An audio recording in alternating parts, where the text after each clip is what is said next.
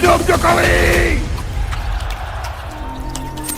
Teman-teman, kita akan mendengarkan perempuan-perempuan laknatullah berbicara. Yang pertama, Nanti Pak, mau di penjara, mau di luar penjara, next yang akan kami bongkar ijazahnya Gibran Raka Buming Raka. Ya, kami tidak peduli.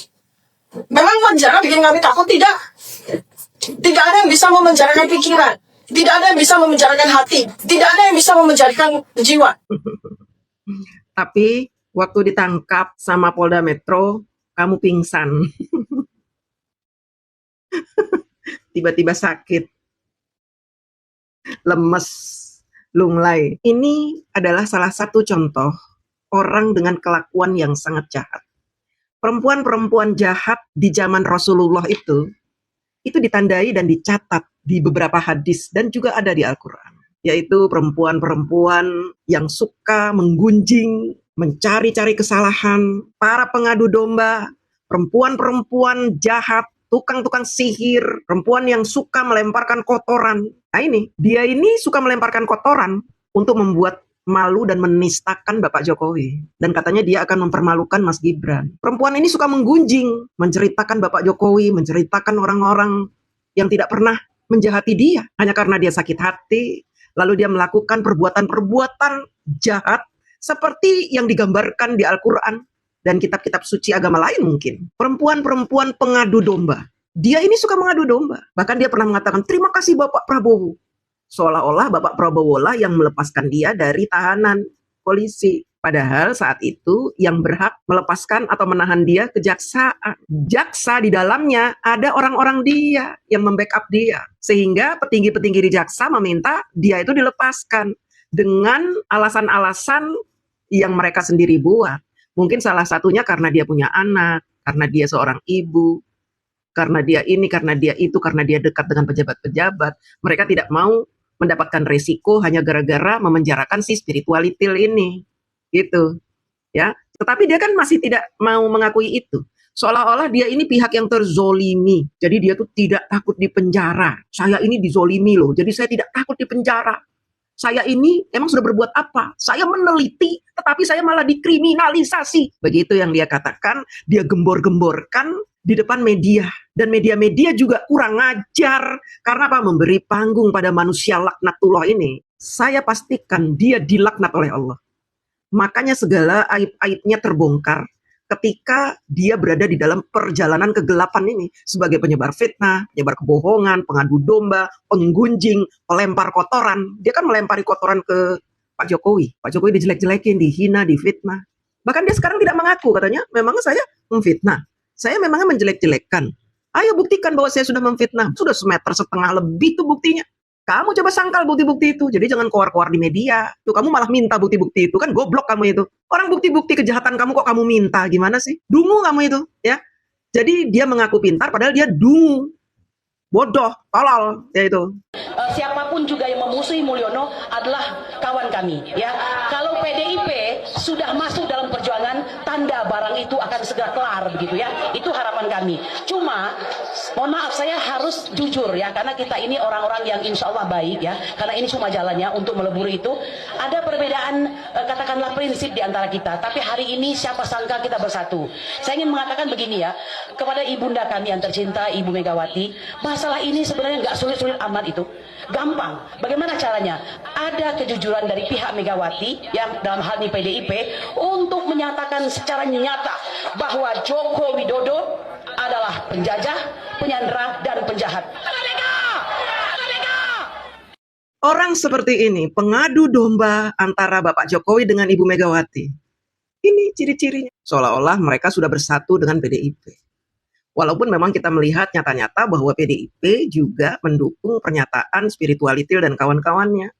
Kader-kadernya seperti itu. Bahkan Ibu Megawati juga pernah ngomong sih, tunjukin aja sih ijazahnya gitu. Kata-kata Megawati itu justru membuat mereka besar kepala. Seolah-olah Ibu Megawati membenarkan bahwa ijazah Pak Jokowi itu palsu. Nah inilah tukang-tukang adu domba. Saya bukan Tuhan, saya bukan malaikat. Tetapi jelas ini mengadu domba. Tukang-tukang adu domba itu tempatnya di neraka.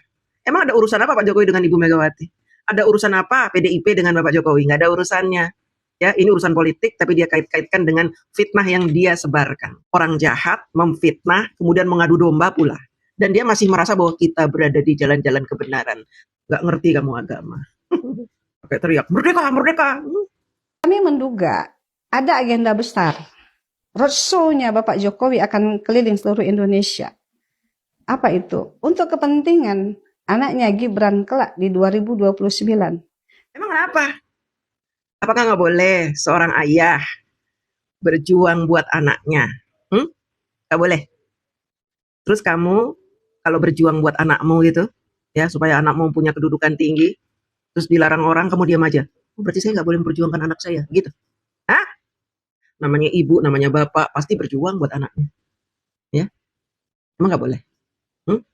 Ada undang-undangnya bahwa tidak boleh seorang ayah berjuang buat anaknya. Ada undang-undang bunyi begitu. Kamu itu kemarin menolak Pak Jokowi di Lampung, kemudian menolak Pak Jokowi di Jawa Barat, ngaku orang Lampung, ngaku orang Jawa Barat. Sebenarnya kamu orang apa? Orang gila? Orang Lampung apa orang Jawa Barat? Oh, orang gila kamu. Kamu tuh orang bayaran, ke sana dibayar, ke sini dibayar. Jauh-jauh ke Lampung, kamu ngaku orang Lampung, sekarang Jawa Barat, ngaku orang Jawa Barat. Menolak Pak Jokowi, kami menolak Pak Jokowi di Jawa Barat. Kamu orang Lampung apa orang Jawa Barat? Bodoh kamu itu, ya. Mukanya aja itu muka tukang fitnah itu, tukang adu domba, penuh kebencian. Orang HTIP mukanya begitu. Pada perkara ini ya, pada sidang hari ini yang paling penting sebetulnya adalah sesi yang terakhir ya teman-teman ya, masyarakat Indonesia. Anda semua bisa melihat betapa enggannya, betapa tidak maunya jaksa penuntut umum menyerahkan berita acara BAP dari ahli ya sebanyak 26 orang ahli yang dihadirkan oleh Polda Metro Jaya. Padahal 26 ahli itu resumenya ada, tetapi di BAP mereka tidak ada. Ini sudah sidang ketiga. Karena seharusnya sebelum sidang berjalan, pada sidang pertama, itu BAP sudah diserahkan kepada kami, lengkap. Selengkap BAP yang diterima oleh hakim. Tapi kami sudah meminta 3 kali, melalui surat sudah kami minta, melalui sidang juga kami minta, sampai sidang yang ketiga ini, BAP yang kami terima itu belum lengkap juga, dan itu jantungnya. Itu yang paling penting, yaitu ahli dari Polda Metro Jaya dan 4 orang ahli digital forensik. BAP-nya tidak kami terima. Dengerin dia ngomong muter aja situ-situ aja ya. Dia ini minta bukti-bukti kejahatan dia, lucu. Kamu yang melakukan kejahatan kok minta buktinya ke Polda Metro. Kamu melakukan ini inget-inget, kamu udah amnesia, lupa, kamu udah apa, otak kamu udah didengkul, pindah gitu. Jadi kamu lupa semua perbuatan kamu selama ini, udah lupa semua itu. Kamu bahkan lupa pernah kemana, pernah ngomong apa, lupa kamu itu. Pura-pura kamu lupa. Penjahat ya seperti itu, pura-pura lupa. Pura-pura saya nggak begitu, saya nggak mengatakan ini, saya nggak begini, saya nggak begitu. Banyak tingkah kamu itu ya, tidak begini, tidak begitu. Padahal kamu melakukan itu semua, kamu ngaku. Sekarang minta bukti-bukti. Berarti kamu nggak punya bukti, nggak punya bukti, Til, nggak punya bukti kamu. Punya bukti yang bacot ya dari tadi. Begini ya, teman-teman semuanya, saya ingin mengingatkan kepada semua masyarakat Indonesia bahwa seseorang bernama Joko Widodo itu sudah menjadi pejabat publik sejak tahun 2005. Ketika menjadi wali kota 2 kali, kemudian menjadi gubernur DKI Jakarta, kemudian menjadi presiden 2 kali. Nah, keren kan Pak Jokowi? Belum pernah ada orang di dunia ini yang berturut-turut memenangkan kontestasi pemilu, belum pernah. Dari wali kota 2 kali lah menang. Nah, jadi gubernur, menang. Presiden 2 kali menang, belum pernah ada. Kamu ngiri kan? Ngiri kamu. Kamu ingin Pak Jokowi cacat, padahal di 5 kali kemenangan itulah kelebihan Pak Jokowi dibandingkan Anies Baswedan, kecintaan kamu itu. Dibandingkan dengan SBY, dibandingkan dengan Megawati, dibandingkan dengan Soeharto, dibandingkan dengan Soekarno, dibandingkan dengan tokoh-tokoh politik lainnya. Pak Jokowi selalu menang. Itu kehebatan Pak Jokowi. Itu prestasi yang tidak dimiliki oleh siapapun di dunia ini. Pak Jokowi satu-satunya yang punya prestasi seperti itu. Dan kamu ingin prestasi ini menjadi buruk dengan kamu mengatakan bahwa 5 kali menang, tapi Pak Jokowi tidak berani menunjukkan ijazahnya, begitu kan? Nah, coba kita dengarkan teman-teman ya, kelicikan perempuan laknatullah ini seperti apa. Anda ingat, kapan pertama kalinya Joko Widodo itu mengaku bahwa dia lulusan dari UGM? Itu tahun 2017. Jadi pada waktu beliau itu menjadi wali kota, tidak pernah ada satu kata pun yang menyatakan beliau adalah lulusan UGM, ya. Saya tidak pernah mengaku saya lulusan universitas apa gitu, nggak pernah mengaku. Terus artinya saya nggak sekolah? Artinya saya nggak kuliah? Kok goblok banget kamu itu mikirnya? Orang kalau nggak mau ngaku itu, tidak pernah cerita-cerita bahwa dia lulusan mana, artinya dia merasa bahwa pendidikan dia itu tidak perlu dipamerin. Pendidikan dia itu tidak perlu menjadi tameng, nggak perlu. Ketika dia menjadi seorang presiden, pendidikannya sudah dicek oleh KPU. Goblok. Pendidikannya sudah dicek. Terus ngapain dia mesti teriak-teriak, "Hei, saya presiden, saya lulusan UGM loh. Saya keren lulusan UGM."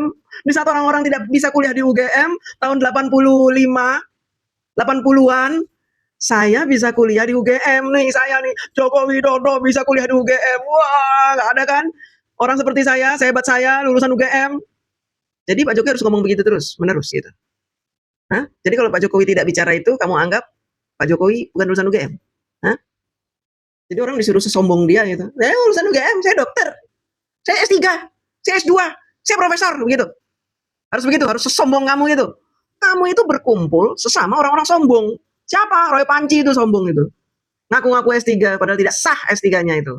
Sudah diselidiki dan sekarang dilaporin ke polisi. Mampus kamu. Ya, teman kamu itu dilaporin, ternyata S3-nya tidak sah. Kenapa tidak sah? Karena dia residivis. Penjahat dia itu, nggak sah S3-nya. Jadi dia bersekongkol dengan profesor-profesor UNJ itu. Ya, untuk meluluskan dia, padahal dia harusnya di DO karena dia residivis. Nah, ngerti ya kamu ya? Jadi saya harus marah-marah di sini. Ya. Walaupun marah tetap saya terus senyum ya kan? Nah, karena saya merasa kamu itu orang bodoh yang akhirnya kamu terjerembab ke dalam kebodohan kamu itu. Kan yang nyuruh jadi orang jangan goblok.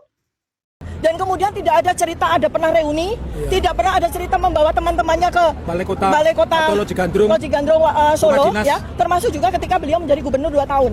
Tidak pernah ada cerita beliau bikin reuni dan sebagainya. Artinya, kalau Pak Jokowi tidak pernah mengajak teman-temannya ke Balai Kota, pada saat beliau menjadi wali kota, pada saat beliau menjadi gubernur, berarti beliau nggak punya teman dari UGM. Terus teman-temannya yang hadir nanti di persidangan, kamu anggap teman-teman bayaran, rekayasa gitu. Dia ini ingin memframing, teman-teman. Ingin memframing bahwa Pak Jokowi ini sebenarnya tidak pernah kuliah di UGM, tidak pernah punya teman dari UGM. Jadi nanti kalau ada orang-orang yang mengaku temannya Pak Jokowi, itu adalah orang-orang bayaran. Dia mau memframing begitu, teman-teman. Namanya juga perempuan laknatullah, tukang adu domba, tukang fitnah, tukang gosip, tukang menggibah, tukang menjelek-jelekan, tukang melempari kotoran. Ini dia ini. Ya, senang melempari kotoran. Namanya juga perempuan laknatullah, ya kan?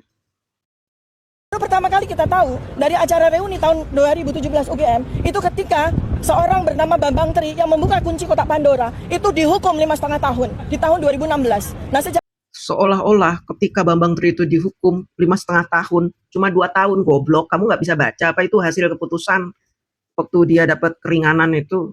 5 tahun dia melakukan kejahatan tahun berapa? Kalau 5 tahun berarti 2027 baru pulang. Ini tuh udah kelayapan kemana-mana. Tolol kamu itu.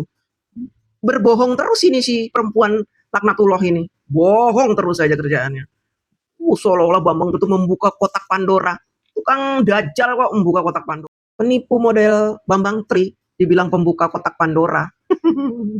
Tuh, tengokin teman kamu tuh. Kasih bantuan itu. Nggak bisa makan dia itu. Terbaring dia di rumah sakit. Nggak bisa jalan itu. Terkena mubalahnya sendiri, tengokin, jangan kamu bawa-bawa terus namanya ya. Udah susah dia hidupnya ya, nggak usah kamu jadiin tameng, nggak usah seolah-olah si Bambang Tri itu dikriminalisasi. Penjahat itu dajjal, penyebar fitnah, itu wajar kalau di penjara, blok. Itu peristiwa ini bergulir. Nah, jadi ya saya ingin sampaikan ya bahwa yang bersangkutan itu ya di luar dari perkara yang kemudian dia laporkan, beliau tidak pernah ya, sungguh pun sudah menjadi pejabat publik selama 10 tahun, tidak pernah mengakui lulusan UGM. Jadi sekarang dia mencari-cari alasan bahwa Bapak Jokowi tidak pernah ngaku lulus UGM, artinya Bapak Jokowi memang tidak pernah kuliah di UGM. Jadi dia minta orang-orang itu bangga lulus dari mana. Saya kuliah di Amerika, terus saya ngaku saya lulusan Amerika loh. Saya lulusan Australia, saya lulusan Al-Azhar Mesir, saya lulusan ini, bangga gitu. Harus begitu itu. Mana sih? Ya. Tidak semua orang mau melakukan itu. Karena kita semua punya rasa malu di hadapan Allah. Kita bisa kuliah karena Allah. Bukan karena kita anak orang kaya, bukan karena kita mampu, bukan karena kita ini hebat, keren, bukan. Tapi karena Allah. Kita malu ketika kita dapat titel, kita bisa kuliah di UI, di UGM, di ITB, di IPB, lalu kita bangga, itu nggak ada apa-apanya. Kebanggaan itu bagi orang-orang tertentu itu justru adalah mendatangkan rasa malu yang teramat sangat. Sehingga kita harus tetap diam. Tidak usah bersuara. Lebih baik kita dianggap orang hina, tidak pernah kuliah. Lebih baik seperti itu daripada kita membanggakan diri lulusan ini, lulusan itu. Bukankah Rasulullah SAW tidak pernah sekolah, tetapi beliau dijadikan oleh Allah sebagai nabi pamungkas yang sangat mulia. Seseorang itu bisa menjadi mulia bukan karena pendidikan, bukan karena dia pernah kuliah di mana, bukan karena titelnya panjang, bukan, tetapi karena dia mengenal dirinya dan mengenal penciptanya. Itu yang penting. Sementara kalian tidak mengenal diri kalian sendiri. Bahkan kalian tidak mengenal siapa Tuhan yang sudah menciptakan kalian.